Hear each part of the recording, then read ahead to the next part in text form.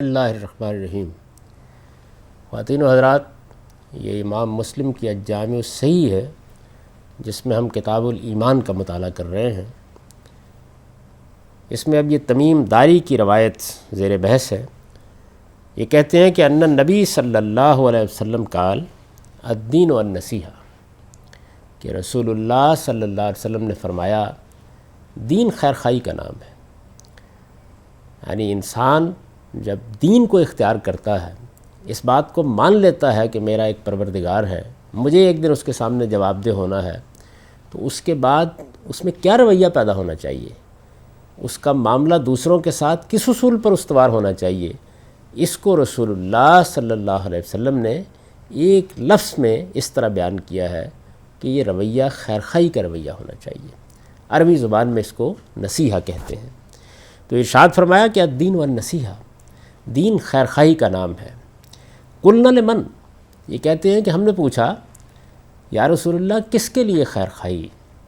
ارشاد فرمایا للہ ولکتاب ولرسول ولائمۃ المسلمین وعامتہم، اللہ کے لیے خیر خواہی، اس کی کتاب کے لیے خیر خواہی، اس کے پیغمبر کے لیے خیر خواہی، مسلمانوں کے حکمرانوں کے لیے خیر خواہی، ان کے عوام کے لیے خیر خواہی۔ گویا آپ نے یہ بات بتا دی کہ جتنے تعلقات بھی پیدا ہوتے ہیں ان سب میں انسان سے اللہ تعالیٰ کا مطالبہ یہ ہے کہ اگر وہ اس کے دین پر ہے تو خیر خواہی کا رویہ اختیار کرے۔ اللہ کے لیے خیر خواہی کا مطلب یہ ہے کہ آدمی اپنے پروردگار کے ساتھ کسی کو شریک نہ کرے، اس کی توحید کا علمبردار بن کر رہے، اور دنیا میں جب بھی اس کے دین کے ساتھ کوئی معاملہ ہو تو اس کے جذبات یہی ہوں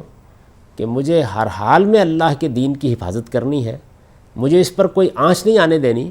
مجھے اسے بدعتوں سے پاک رکھنا ہے، مجھے اسے صحیح طریقے سے خود اختیار کرنا ہے اور صحیح طریقے سے لوگوں تک پہنچانا ہے۔ اللہ کی کتاب کے ساتھ خیر خواہی یہ ہے کہ ہمارے پاس یہ کتاب موجود ہے، ہم اس کی حفاظت کریں، اس کو دنیا تک پہنچائیں، لوگوں کو یہ بتائیں کہ یہ اللہ تعالیٰ کی ایک عظیم نعمت ہے جو اس نے عطا فرمائی ہے۔ اس کے ذریعے سے انسانوں کے ان سوالوں کا جواب دیا گیا ہے جن کے جواب کے لیے ان کے پاس کوئی بنیاد موجود نہیں تھی، عقل انسانی جن چیزوں کا تقاضا کر رہی تھی، اس کتاب نے ان کی رہنمائی کر کے ان تقاضوں کو پورا کرنے کے لیے حقائق سے پردے اٹھائے ہیں، اور انسان کو یہ بتایا ہے کہ اگر اس کو مذہبی معاملات میں کسی جگہ کوئی صورتحال پیش آ جائے تو تمام اختلافات میں یہ اس کے پاس ایک میزان ہے، اس میزان کے اوپر اس نے تول کر ہر چیز کو دیکھنا ہے۔ اس کتاب کو اس حیثیت سے ماننا اور اسی حیثیت سے دنیا کے سامنے پیش کرنا، یہ اس کے ساتھ خیر خواہی کا تقاضا ہے۔ اللہ کے رسول کے ساتھ خیر خواہی یہ ہے کہ اللہ کے پیغمبر جب تک دنیا میں موجود تھے وہ جو حکم بھی دیں، جس بات کے لیے بھی کہیں، جو طریقہ بھی اختیار کریں، جس چیز کے لیے بھی اتباع کا تقاضا کریں، ایک بندہ مومن یہ خیال کر کے کہ یہ خدا کے فرستادہ ہیں، ان کو اس منصب پر میرے پروردگار نے فائز کیا ہے، میں ان کے ساتھ کوئی دھوکہ نہیں کروں گا، کوئی فریب نہیں کروں گا، ان کو اور ان کے دین کو کوئی نقصان نہیں پہنچنے دوں گا، جو بات کہوں گا وہ سچائی کی کہوں گا، مشورہ مانگا جائے گا تو پوری عزت اور پورے احترام کے ساتھ لیکن دیانتداری کے ساتھ پیش کروں گا،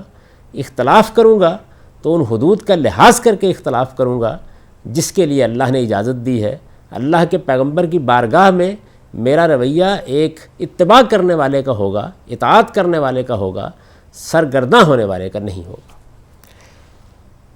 پھر مسلمانوں کے حکمران ہیں، ظاہر ہے کہ جب نظم اجتماعی ان کے سپرد کیا گیا ہے تو ایک بندہ مومن کا یہی کام ہے کہ وہ قانون کی سچی پابندی کر کے رہے، اپنے آپ کو ہمیشہ اس بات کے لیے تیار رکھے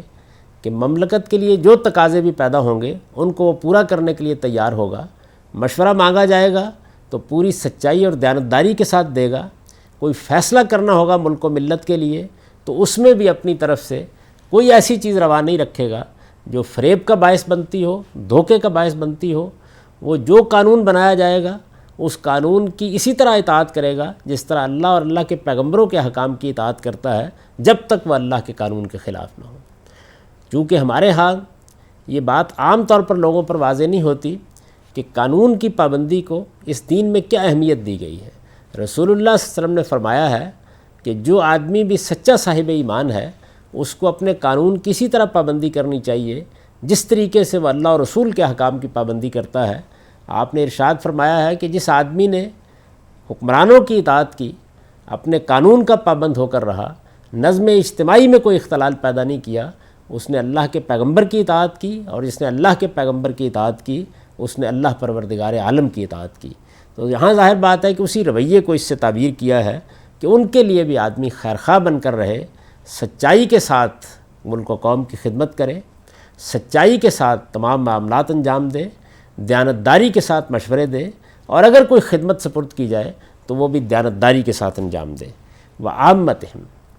عوام کے ساتھ بھی، عام مسلمانوں کے ساتھ بھی اس کا رویہ یہی ہونا چاہیے، اپنے بھائیوں کے ساتھ، اپنے اعزا اقربا کے ساتھ، اپنے والدین کے ساتھ، اپنے بیوی بچوں کے ساتھ، اپنے پڑوسیوں کے ساتھ، اپنے گرد و پیش کے لوگوں کے ساتھ، اپنے کاروباری شرکاء کے ساتھ، جس منڈی، جس بازار، جس دفتر میں وہ بیٹھتا ہے، کام کرتا ہے، وہاں جن لوگوں سے واسطہ پڑتا ہے ان سب کے ساتھ اس کا رویہ خیرخواہی کا ہونا چاہیے۔ اب ظاہر بات ہے کہ جب دین خیرخواہی کا نام ہے اور دین یہ رویہ چاہتا ہے کہ انسان کے اندر پیدا ہو، تو پھر اس دین کو ماننے والا اپنی ہاتھ اور اپنی زبان سے کسی کو کوئی نقصان نہیں پہنچا سکتا، لوگوں کے لیے وہ ضرر رساں نہیں ہو سکتا۔ وہ جب سوچے گا ان کے نفع کی سوچے گا، وہ جو اپنے لیے پسند کرے گا وہی اپنے بھائیوں کے لیے پسند کرے گا۔ پھر یہ کیسے ہو سکتا ہے کہ وہ کم تول دے، وہ چور بازاری کرے، وہ دوسروں کا مال لوٹے، وہ ان کے خلاف مقدمات قائم کرے، وہ ان کو دھوکہ دینے کی کوشش کرے، وہ ان کے ساتھ کوئی ایذا کا رویہ اختیار کرے؟ ان میں سے کوئی چیز بھی پھر وہ نہیں کر سکتا، کیونکہ اس سے تقاضا اس کے دین کا یہ ہے کہ وہ سچا خیرخواہ بن کر رہے اور کسی حال میں خیرخواہی کا دامن اپنے ہاتھ سے نہ چھوڑے۔